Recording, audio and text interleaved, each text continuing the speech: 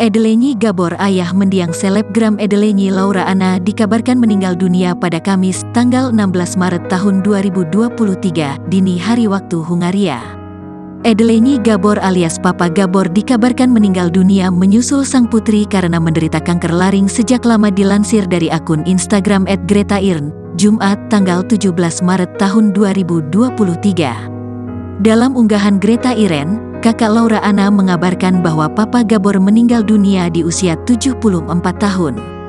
Tak hanya itu saja, GretaIrn juga meminta kerendahan hati agar pihak-pihak yang mengenal Edelenyi Gabor mau memaafkan kesalahan mendiang. Ia berdoa agar dosa-dosa sang ayah diampuni Tuhan Yang Maha Esa dan diberikan tempat terbaik di sisinya. Sebelumnya diketahui jika Papa Gabor sudah lama divonis kanker laring sehingga harus mendapat alat bantu pernafasan di lehernya. Bahkan saat itu Papa Gabor sudah menderita kanker laring jauh sebelum kepergian Laura Anna. Jangan lupa subscribe, share, komen, dan like ya!